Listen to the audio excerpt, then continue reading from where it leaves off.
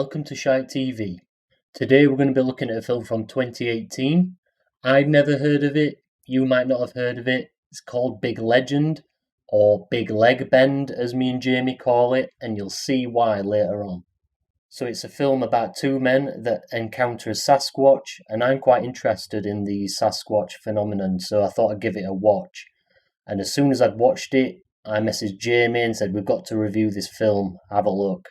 So let's take a look at the synopsis online.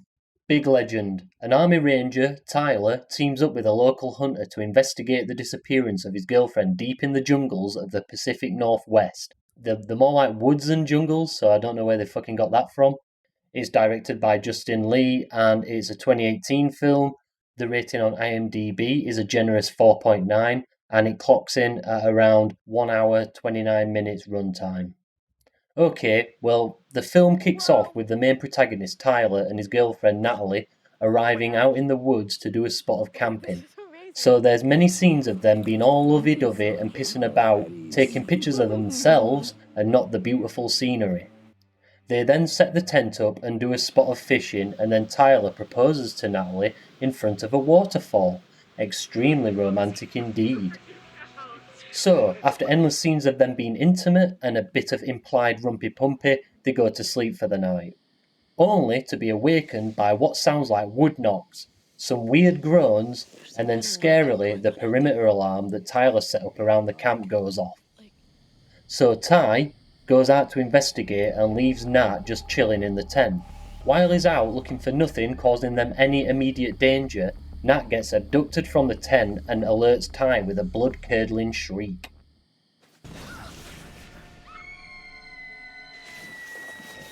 He runs back to find Natalie gone and the tent flattened.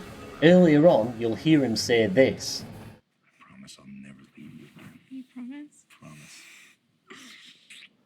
But he did leave her, for no good reason. So it's your fault, Ty, that's right. You broke your promise. Sometime later, we see him being discharged from a psychiatric hospital after his experience. He then goes to see his mother, and we see him smelling some of Nat's clothes and reminiscing through some of the pictures Nat took prior to her abduction. And then he notices a hairy-ass figure on one of the photos and gets out the map sharpish. Then you see him gearing up to go out looking for the creature that took his fiancée. He arrives back at the woods where Nat was taken and heads off on his hunt. He notices some big footprints in the mud and it's highly unlikely Michael Jordan is out in the woods barefoot, so he's sure he's on the right track.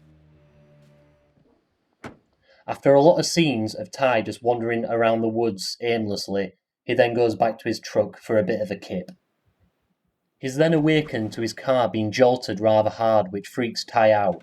Then, a large stone hits his windscreen. And now he's aware the hairy bastard is coming at him. Sasquatch proper smashes the shit out of his truck and tears the door clean off while Ty tries to get a clear shot. Then, this weird old fucker turns up and doesn't flinch when he looks into the truck and sees a gun barrel pointing straight at him. It's just weird. So the hunter Eli invites Ty back to his camp for a beer to steady his nerves, and they chat about weird things going off in the woods, and Ty mentions his fiancée Natalie was taken. Then Eli takes Ty to some old school perimeter markings by the Schnook people, whoever they are. And Eli mentions you can go anywhere you want in the woods, but to never cross the perimeter. They return to Eli's camp to find an upside-down tree that's been jammed through the campfire and hear a big roar off in the distance. And of course, they just have to go and investigate. They're asking for a big hairy backhand slap if you ask me. Whenever Eli mentions Bigfoot or Sasquatch being the possible creature they're after, Tyler keeps stating that he doesn't believe in fairy tales, even after everything that's happened to him so far. Anyways, Tyler hears another large growl, so goes pelting towards it, only to faceplant right into a puddle of blood and guts, with a few bones knocking about too. So they've clearly stumbled upon the creature's feeding ground. It's at this point you see Eli take a massive boulder to the knee, which drops him like a sack of shit unsurprisingly, and hence why me and Jamie call this film The Big Leg Bend. which is probably one of the best scenes in the film in my opinion. Tyler drags Eli away from danger and launches both him and Eli down a hill, which is a well-known method of healing a broken leg.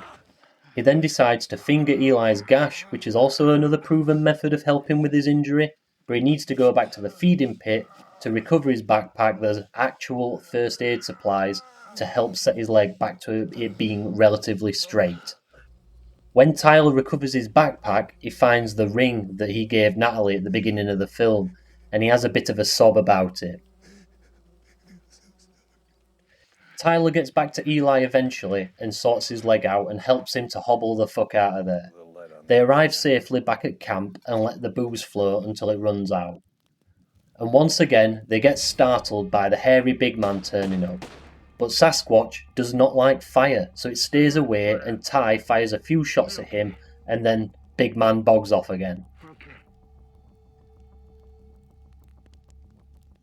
Now, a few days passes and Eli tells Ty to leave his crippled ass there and to save himself, but Ty tells him to shut up. While Ty has a bit of a kip, Eli decides to sod off into the woods for whatever reason. Ty wakes up in the morning seemingly pissed off about Eli's disappearance and tries to track him down, only to hear his cries of pain. Once he gets to him, he nosedives once again into a puddle of gore and sees the big hairy bastard scoffing on what remains of Eli. The Sasquatch sees Ty and Ty shits himself and does a runner. Biggie catches up with Ty and clotheslines him and shoulder smashes him into a tree a few times, and then Ty manages to slash Biggie on the leg. He grabs his gun and plugs him once or twice and Biggie scarpers. Ty then lights a big fire and does some DIY surgery to his wounds, puts Natalie's engagement ring on a necklace and prepares for battle. He sets a trap back at Eli's camp and waits for Biggie to pop up. Biggie arrives and then they duel it out in a fight to the death.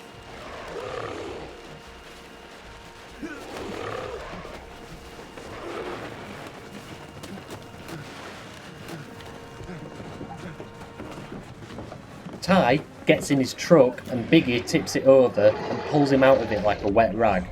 Chokes him a bit and Ty manages to grab an axe and chop Biggie in the legs and body a bit. Ty gets a good axe swing into Biggie's neck.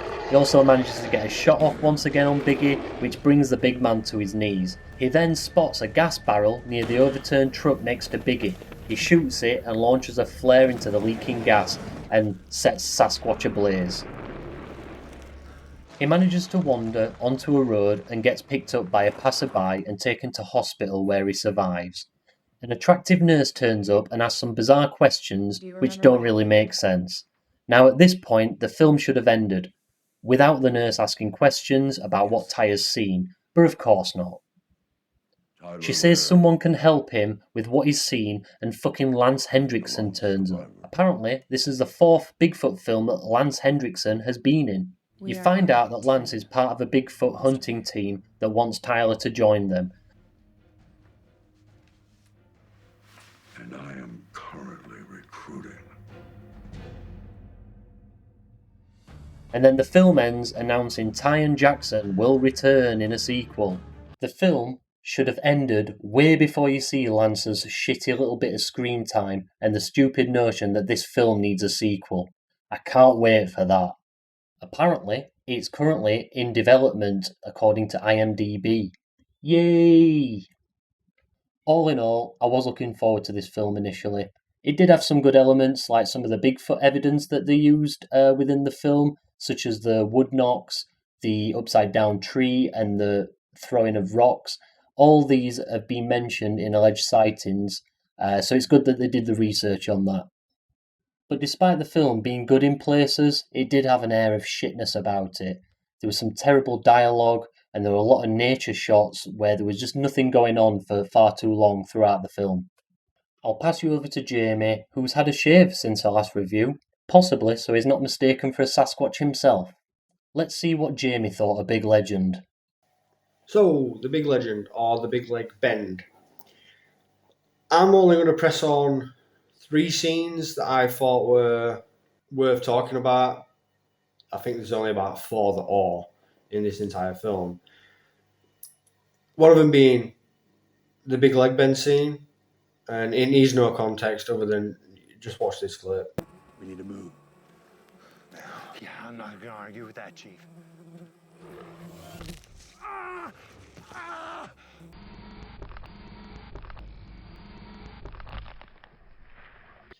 Yep. Now, if you watch this film up to this point, it's more comedic than anything. Yeah, I didn't find it shocking when I first watched the film. After Shaun suggested I watched it, I were in stitches. It was funny rather than like, oh no, he's been injured. Now, the other scene in the film, it's more the process of what the characters go through. Now, I'm going to show you a clip and I'm going to give you a little bit of context and see what your opinions are. So here's the clip.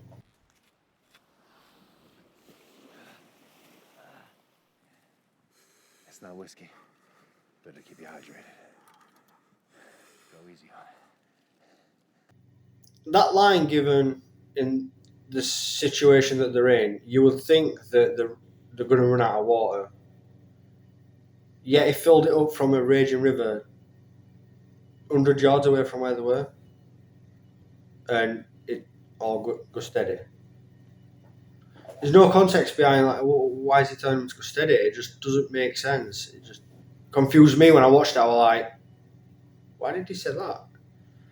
And when you've got to question why a character's saying a certain line, it takes you out of the movie, I think. And another part that kind of took me out of the movie a bit, and I was like, well, why did he go that direction before he went that direction? Is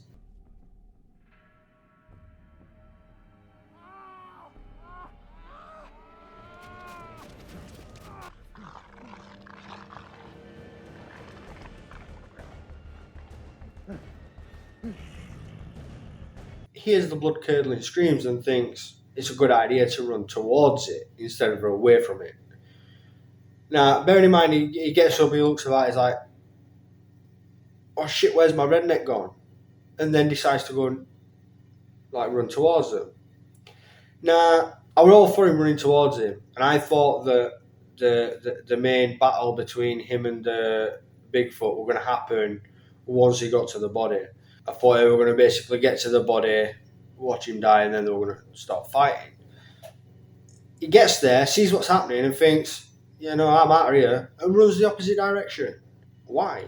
Again, that piqued us to, why did he run towards it just to run away?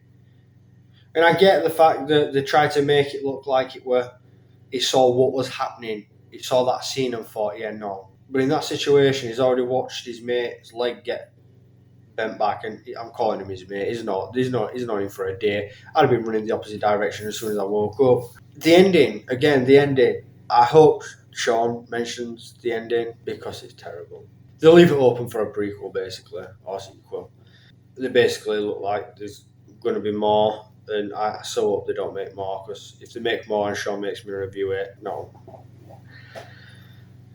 If Shaun hasn't given his scores or rated it yet, I'll give my ratings. Storyline, I'm going to give it a 1. The only reason I'm not going to give it a 0 is there's a storyline you can kind of follow. There's been films that I've watched and I've been like, yeah, no, like, they explain the storyline at the end of the film, that gets a 1, so this is getting a 1 because you can kind of follow it. On the action, we're going to give it a 2 because, I mean, he does try and fails miserably. And just because of the big leg bend scene, that gets a point anyway, automatically. Nudity, we're going to get a 0 because there isn't any. And then overall, we're going to give it a 1. Now, this is probably going to be the lowest rated film from me because it's up there on my top 5 worst ever films. It'd probably be in my top 3, but I think Trolls takes that spot. But it's definitely up there with, I would rather watch other films, not good films either. Like if it were between Trolls and that, I'd watch that. But if it were between that or a Neil Breen film, I'd probably choose the Neil Breen film, and I'm not lying. At least Neil Breen tries. I mean, all these guys did were run through some woods. Like, that's all they did, and get a big guy in a costume. Like, it's like watching a David Attenborough documentary without David Attenborough's commentary over it, and I'm doing it about trees. But that's my opinion of the film. Everybody has their own opinion. Shaun might have really enjoyed this one. And that's my take on The Big Leg Bend. I'd agree with Jamie on that rating. Big Legend for us gets small scores on this one.